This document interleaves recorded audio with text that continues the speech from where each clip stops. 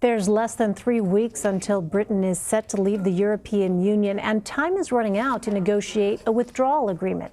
Prime Minister Boris Johnson has remained steadfast on his commitment to leave with or without a deal. Catherine Firkin takes a look back at how Britain got here and what's at stake in the negotiations.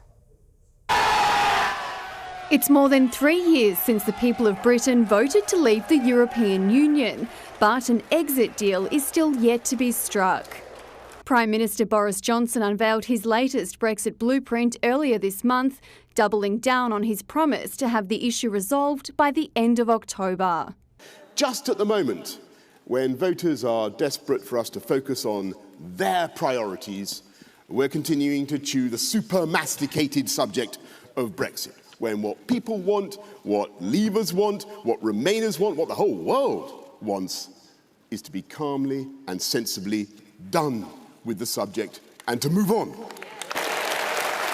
One of the main sticking points in securing a deal has been the controversial Irish backstop, something Johnson addressed in his latest offer to Brussels. Previously negotiated withdrawal agreements aim to guarantee no physical barriers along the 310-mile border that separates the Republic of Ireland and Northern Ireland. Mr. Speaker, I'm sure that the House like me, is hugely impressed by the Prime Minister's attempts to avoid an Irish border, and this resulted in him creating two borders. But the Irish backstop is no laughing matter to the European Union. Northern Ireland is part of the UK, while the Republic of Ireland will stay within the EU. And having a hard border in Northern Ireland is seen as being incompatible with the peace process that has been going on there since the mid-1990s, under what's known as the Belfast Agreement or the Good Friday Agreement. We have to protect the integrity of the United Kingdom. We also have to protect Ireland, make sure that Ireland continues to enjoy the benefits of the single market, make sure we protect the Good Friday peace process, make sure there are no checks at the border.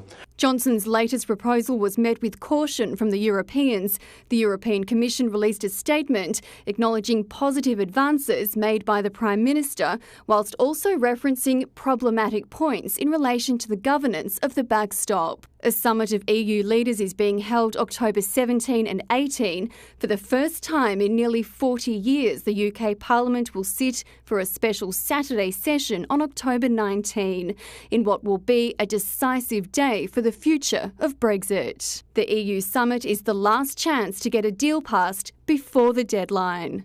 Personally, I don't exclude a deal. We are, Michel and myself, working on a deal. And we are not accepting this blame game which started in London. We have not to be blamed. What that means for the UK and the rest of the world is still uncertain.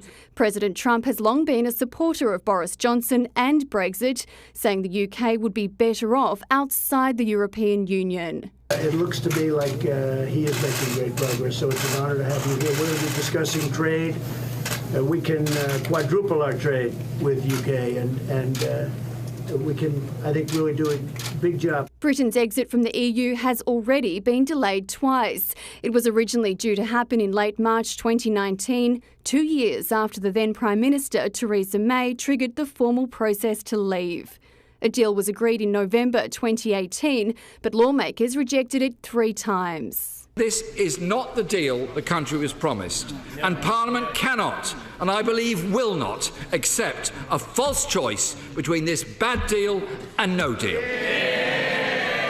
Whatever happens next, the week ahead promises to be crucially important as Boris Johnson tries to achieve what his predecessor couldn't and deliver what Britain voted for more than 3 years ago. Catherine Firkin for CBSN.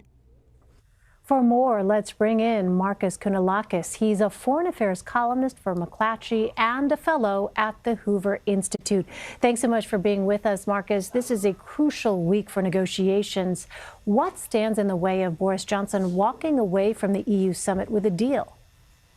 Well, nothing really stands in the way for him to walk away, Elaine. He really is free to do what he wants. In many ways, he set it up within his own country with the rhetoric that he's expressed to the EU and to the rest of the world, that he's ready to walk out and walk away from the European Union it is a no-deal Brexit, which is possible. The only thing that may be restraining him have been certain moves within his parliament to try and make sure that he just doesn't walk away, but he's fighting those tooth and nail. Well, if he does reach a deal, it still needs to pass the UK Parliament. Does he have the support to achieve this? A no deal does not have the full support. In fact, the entire country is really split. There is effectively a 50-50 perception and attitude towards what a Brexit should look like. There are those who really want Brexit, no matter what, whether it's a no-deal Brexit, as you just heard from your colleague, or a deal Brexit, which doesn't seem to be changing. There has to be some level of understanding that that Boris Johnson wants to get this done. He will do everything within his power, even if it means doing something that goes against parliamentary wishes. The border between Ireland and Northern Ireland is a point neither Britain nor the EU have been willing to compromise on. Can you explain why this is so significant?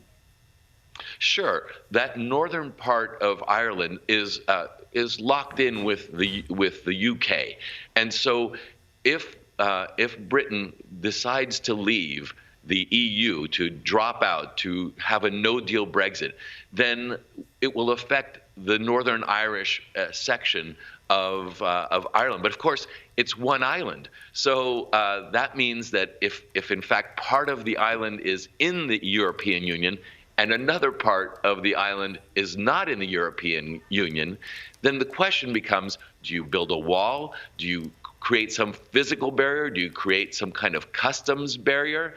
And this is really a crucial question, because as those who have paid attention to Ireland in the past know, the island has had a violent history, and the United States has been very active in the past to try and bridge those violent differences in what has now been called and we refer to as the Good Friday Accords. So this move, if it is an abrupt move without a deal, could really inflame some of those passions and potentially even raise the temperature on the island to come to a point where there might be renewed violence, and nobody wants that. Well, the core of the withdrawal agreement comes down to trade. What happens if an agreement is not reached by October 31st? Right. So October 31st is the deadline, and some people view that as a horror film scenario, and others view that Halloween date as a day of new treats that will be coming to the country, right? So those who are looking to leaving the EU see benefits for Britain in that they expect better health benefits, for example. And those who are expecting the worst case scenario will see that it will just be horrific, that suddenly questions of immigration, the questions of Northern Ireland we just talked about, are going to be affected. It is an unpredictable situation should there not be a deal. Even with a deal, even if we get to October 31st and one or the other scenarios occur, it is still unclear what all the effects will be to these countries. The final part of this, Elaine, as you just asked, is what happens if we get to October 31st and neither of those scenarios occur? There is a possibility. What the European Union has said is if Boris Johnson requests an extension, as has been granted in the past, then chances are the European Union would have to historically follow its obligations and grant the extension. So there is a third possibility. Boris Johnson will do everything in his power not to extend this in any way, shape, or form. Well, last month, Britain's Supreme Court ruled Johnson's decision to suspend Parliament ahead of the deadline was unconstitutional.